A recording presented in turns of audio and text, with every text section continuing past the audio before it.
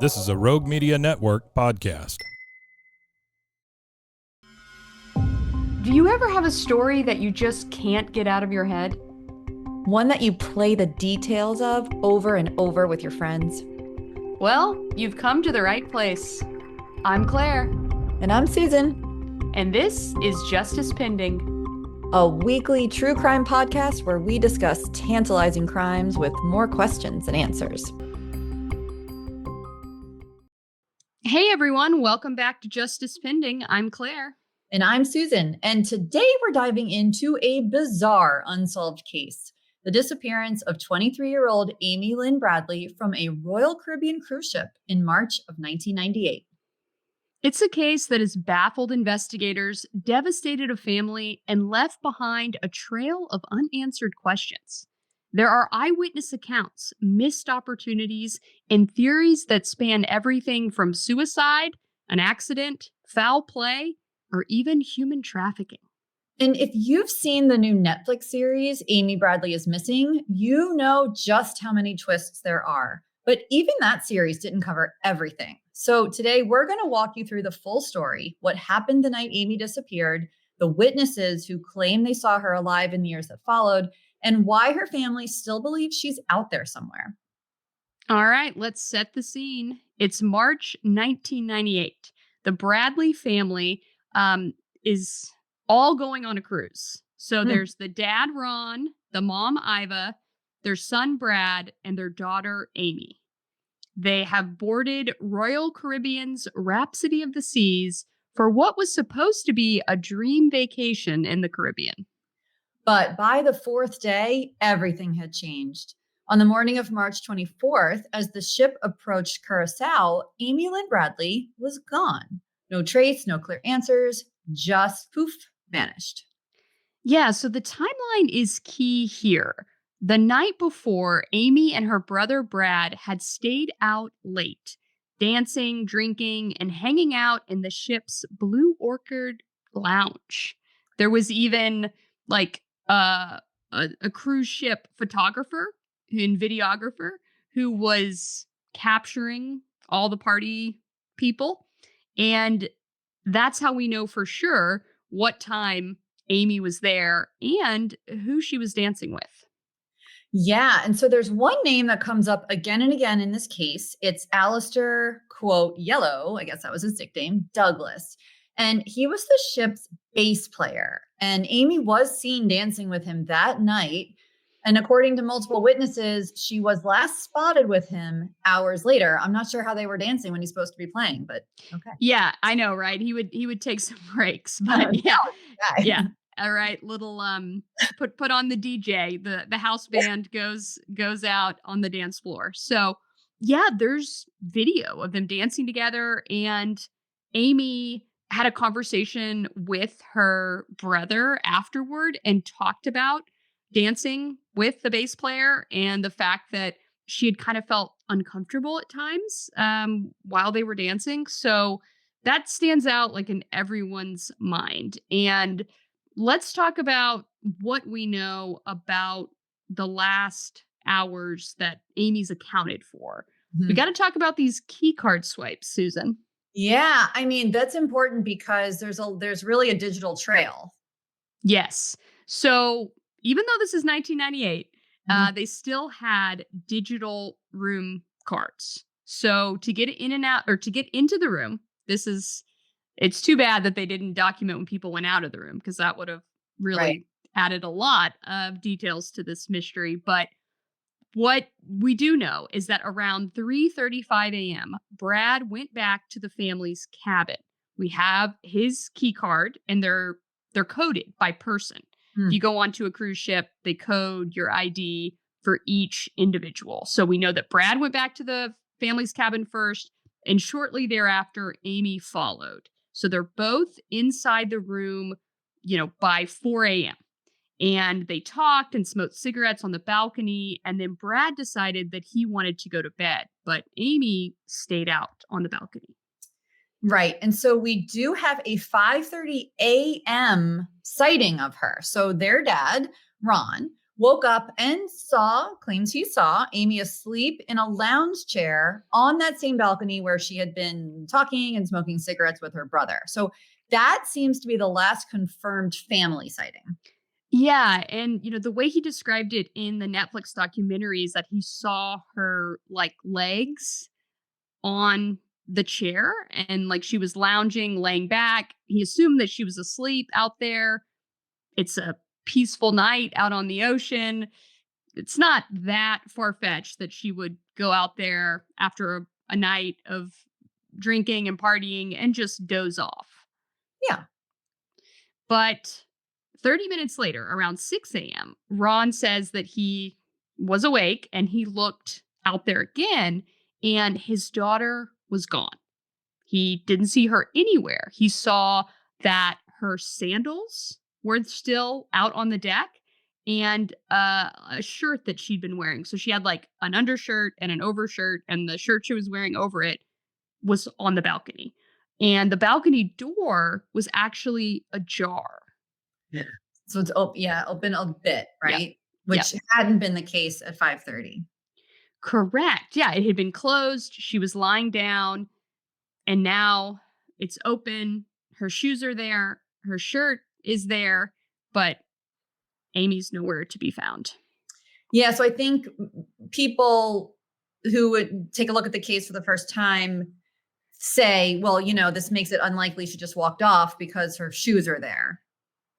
Right. Yeah. Right. Yeah. And I can see that. The sandals on the balcony and the open door paint this picture to me of her coming through the door of the balcony suddenly, almost like someone might have knocked on their cabin door. That's like what I'm visualizing. Like if I put myself in Amy's shoes and I'm lying there dozing off. Left on the balcony. Yeah, go on. Yeah. I'm dozing off, and then I think I hear something.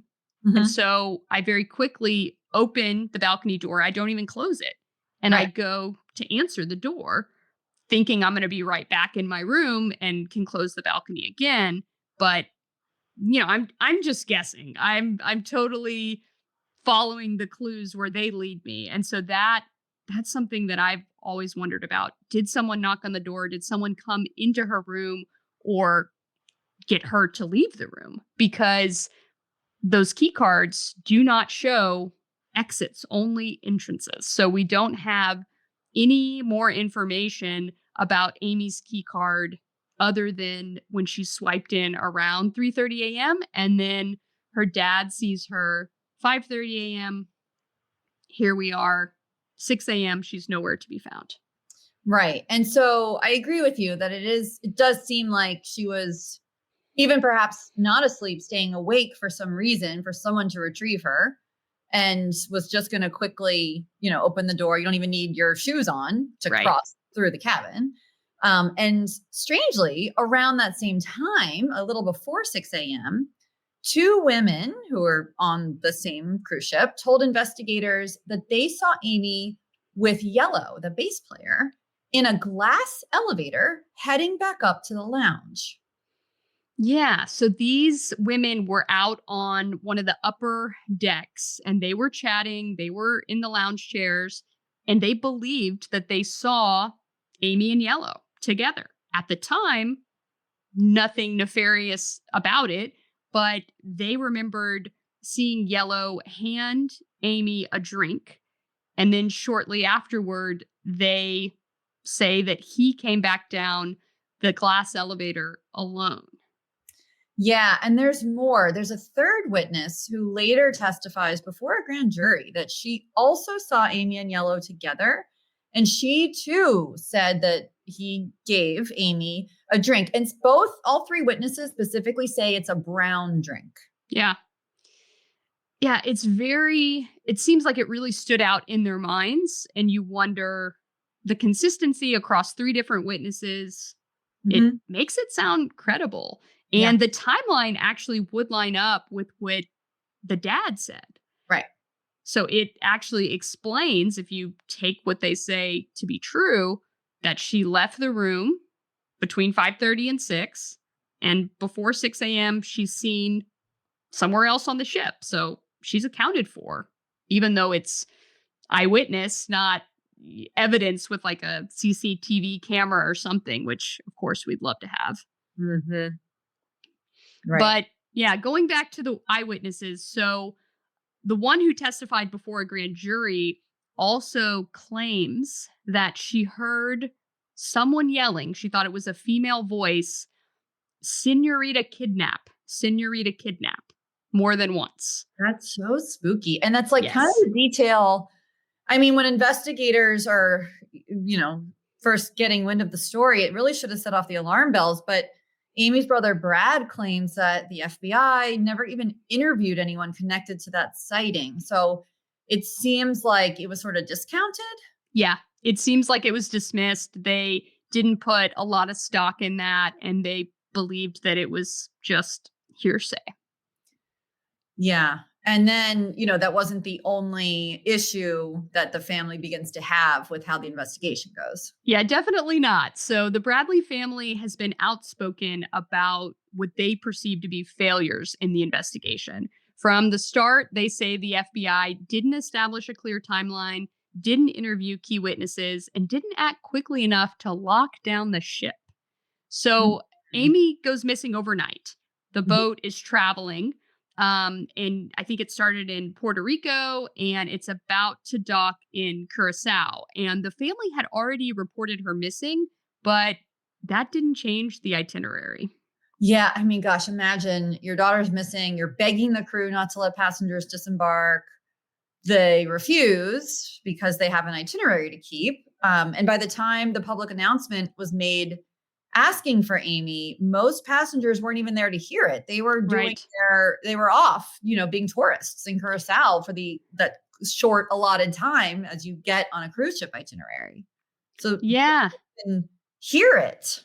Yeah. I think a lot of times when people go missing, Mhm. we think they'll turn up. Right. We believe that they're doing something of their own free will. She was an adult. Mhm. It wasn't like it was a missing child. Right. And so they felt like the idea that they would shut down thousands of passengers on vacation who've paid a lot of money to keep this itinerary for someone who might be sleeping off some drinks somewhere on the boat, Right. it just wasn't going to fly. Now, hindsight's 2020, and had they known that this woman would never be found and this would be this unbelievable true crime mystery, I'd like to think that they would behave differently. I'd like to think today, in today's climate, they would behave differently. But in 1998, they didn't really think it was that serious. They didn't go to the place of this is the crucial period for a missing persons investigation. If foul play has taken hold here, we need to lock down the ship. And they didn't do it. I So, know, which yeah, is so crazy. I mean, I can on one hand, I can understand making that call because it's like what you said. You do think, wow, there's a million nooks and crannies on a cruise ship. Okay, she made friends, maybe more than friends with an employee maybe she's below deck in the employee yeah, quarters. I mean, there's like a lot of cruise ships are huge. There's a lot of yes, places to hide. Of course, they couldn't have searched the ship because they're pulling into port. And that in and right. of itself is probably, one of the most dangerous times when you're a cruise ship captain, right? Like you're nearing land and you got to pay. And so I can understand the call, but what I don't understand is the lack of urgency to find her and the public announcement or like paging Amy, right? Like Right. as Well, you would. they did page her. They paged her early on, right when the family said they couldn't find her. I think they let me correct that. I think they waited maybe half an hour because it Okay. was very early in the morning and Still they pretty didn't early. want to Yeah, wake people up. that makes sense. So they said, "Why don't you take one more good look around, and then if Right. you can't find her, we'll page her." And they did. They paged her to no response. And then once everyone was off the boat who wanted to get off the boat, once they were docked and they had that taken care of, they did what's called a Charlie drill, and Mm. they searched the entire boat, top to bottom, every nook and cranny, and they did not find Amy Bradley. Okay. Yeah. Okay. Yeah. So they did the real sticking point with the family is that they didn't lock down the ship right when they found out she was missing before allowing everyone to get off because Amy could have as gotten off. Right. of Exactly. course she could have walked off under her own power. She could have, as we know from working in true crime, she could have been stuffed in a suitcase and rolled off the boat. Yes, exactly. So there's lots of ways that she could have exited that ship. And nobody is able to rule any of those out because there wasn't any type of surveillance for that. You know, they had cameras a couple places on the ship, but not in the entrances and exits and not in a way that it was visible. Like they were never able to find images of her from the surveillance videos on the ship, only from the cruise ship party Mhm. where Got they it. had a videographer. So, Got it. yeah. Wow. Okay, so we're in Curacao. Yes. Yes. So, of course, the family keeps hoping that Right. Amy's going to turn up. And they continue to stay on the cruise before ultimately deciding to fly back early rather than go through the media circus when the ship docked. Yeah, so this surprised me. It was actually already all over the news. Do you know how that happened? So it was major news. I think the fact that she had gone missing, they were not keeping this a secret. They were putting Yeah. it out there that she's missing aboard this cruise that is docked and is going through the Caribbean. Yeah. So if anyone sees her, let us know. And so it was making news across the US and even internationally. And it wasn't long before Amy's face was on the cover of People magazine, which is generally how you know things are really bad. Yeah, that's true. Like, unless you're a celebrity, well, even if you're a celebrity, it's usually bad news to end up on the cover of People magazine. Yeah, I remember when I was working at 48 Hours on CBS, if we'd been like sniffing around a true crime story and thought we had it to ourselves, nothing made our blood pressure rise faster than seeing it splashed all over the pages of People magazine. It's like the secret's out. Everyone is looking into this case. And Yeah. Yeah. Amy Bradley's case has been looked at by all the true crime shows, so many podcasts, and people are still looking for answers. Yeah. I mean, this is, years and years and years later. Yep. And people have actually reported alleged sightings of her. Oh, So yeah. I don't know. And there's been multiple reports.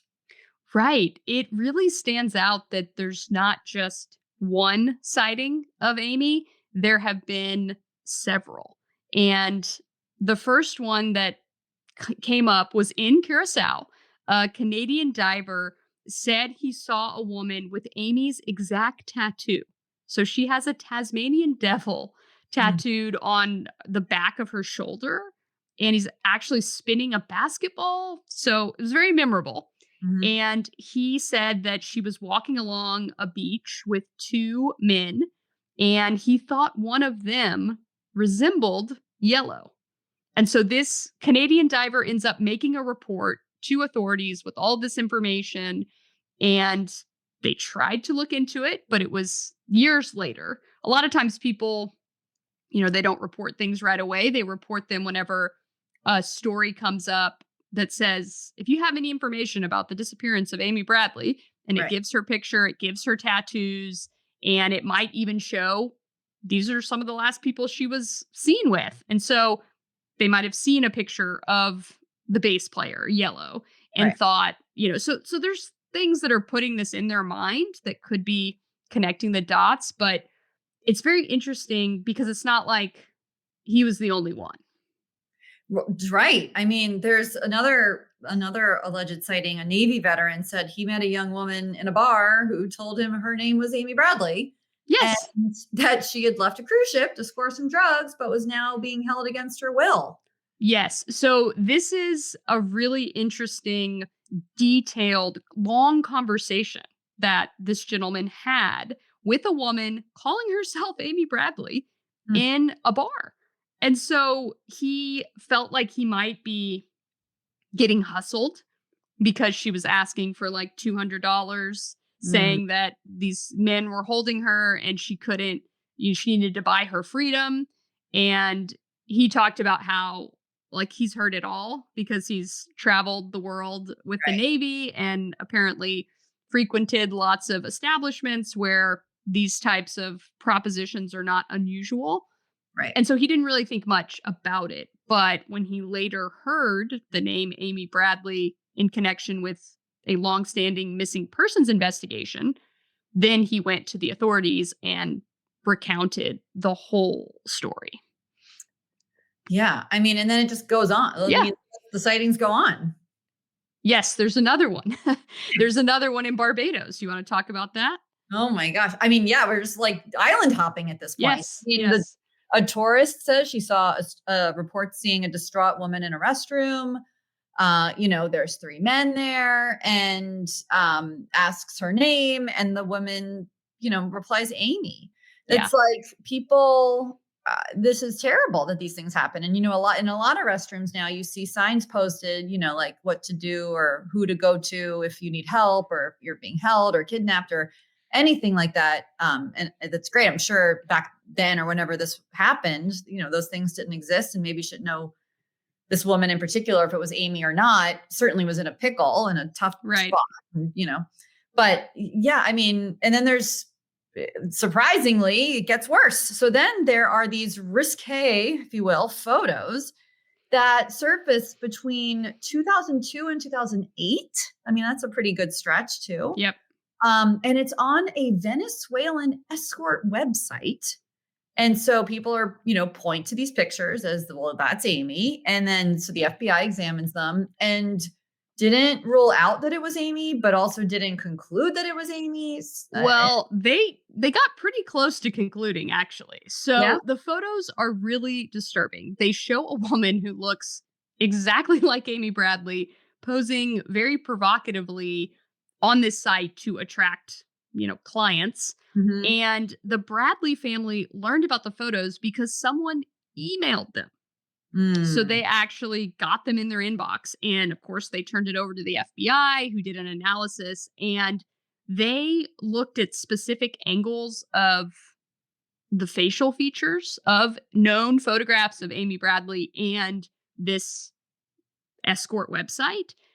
And they used all these sophisticated measurements to see if they could find a way to say, like, no, this isn't her. It can't be her.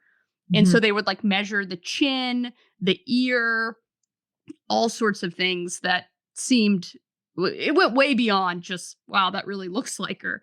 Right. And they actually, yeah, determined that they couldn't rule out that it was Amy. It was consistent with her facial features down to,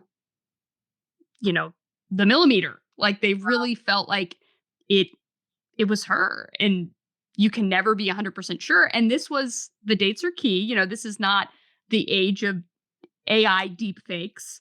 Right. So it's a very puzzling situation. And I just have no answers for these photographs. It really seems like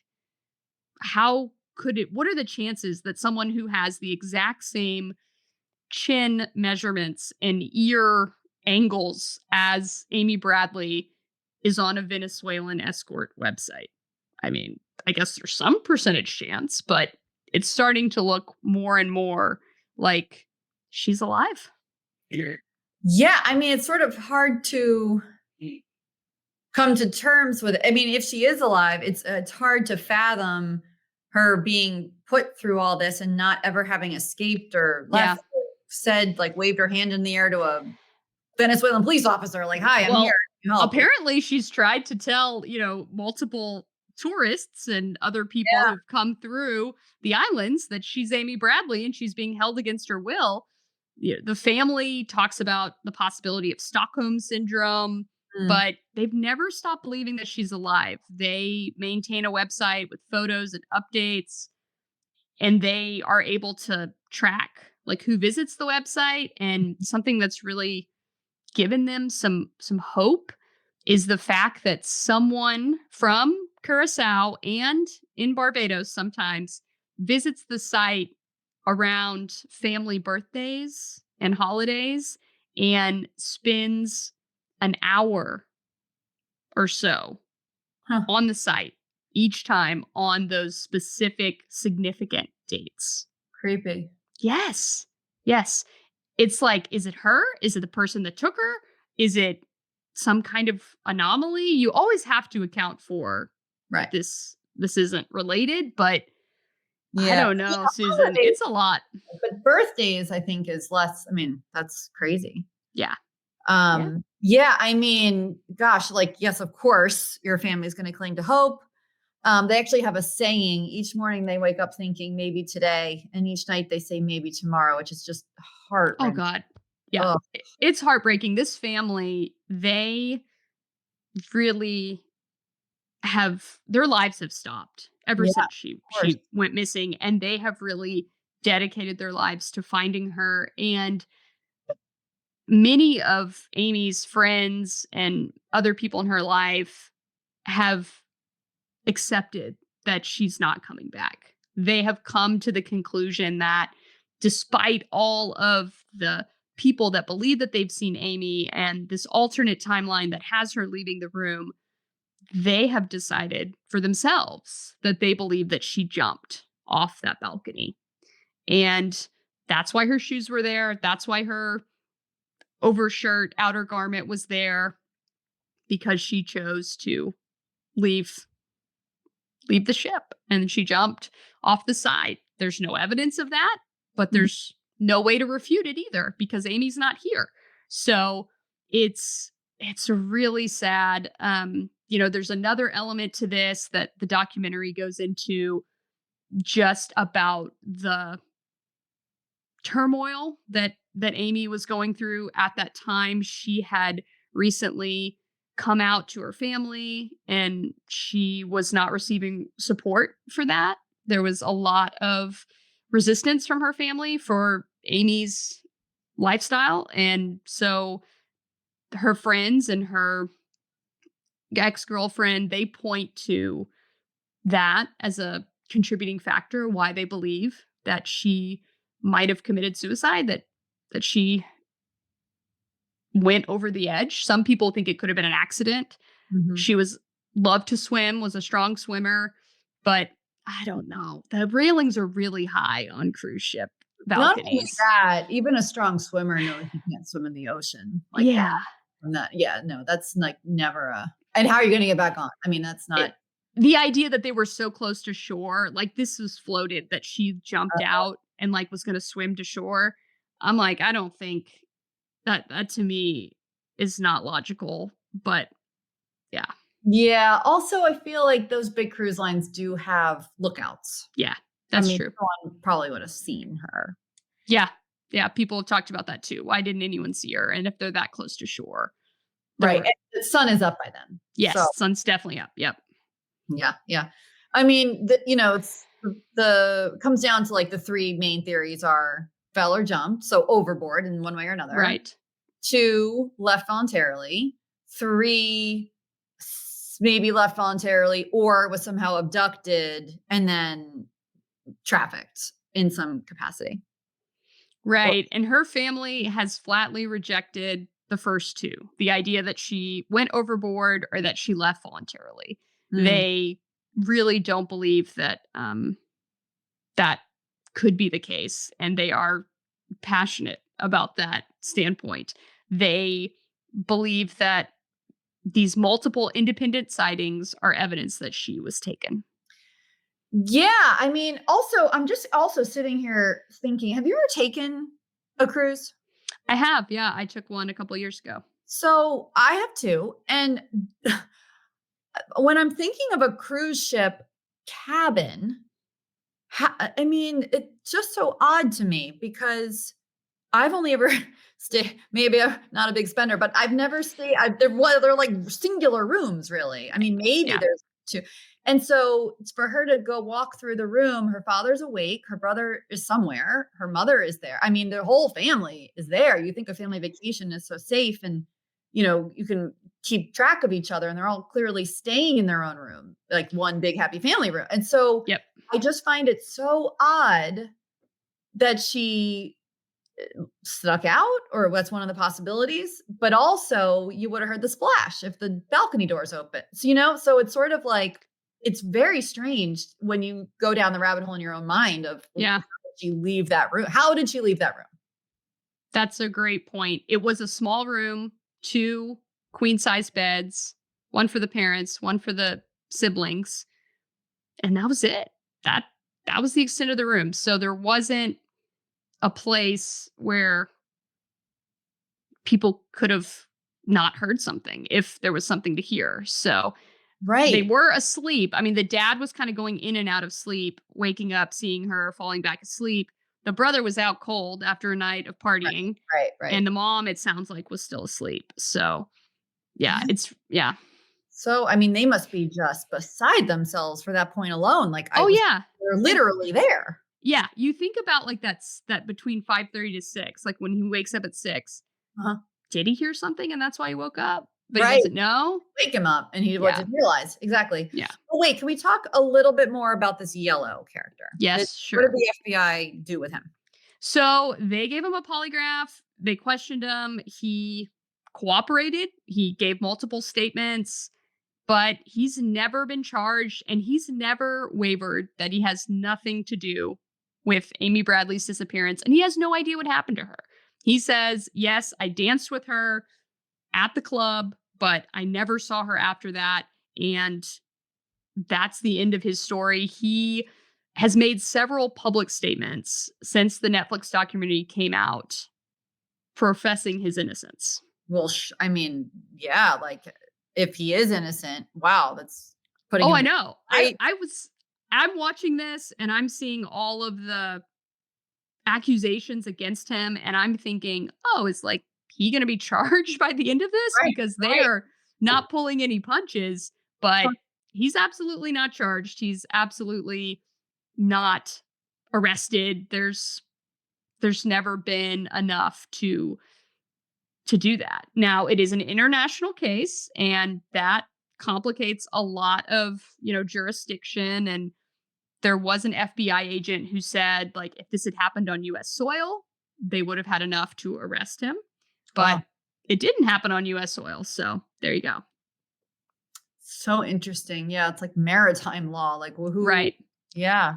And they talk about that too, because here you have the captain of the ship who gets to decide, do we search the ship before we dock?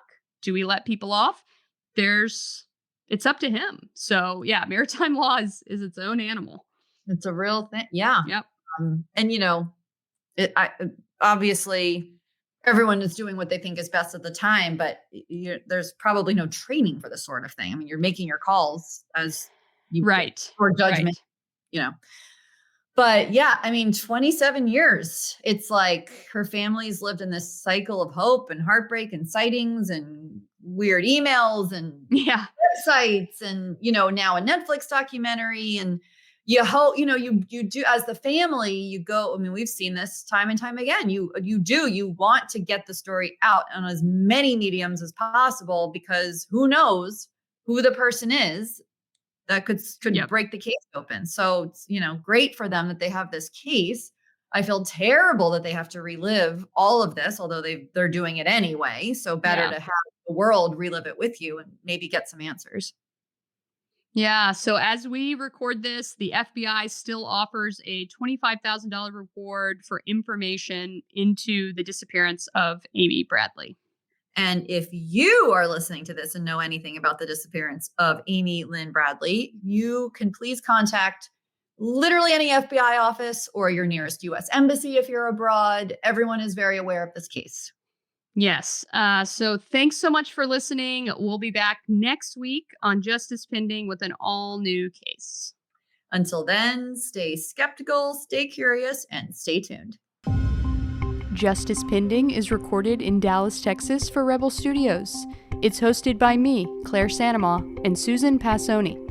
Our theme music is Bending Truth, licensed at premiumbeat.com. We appreciate all listener feedback.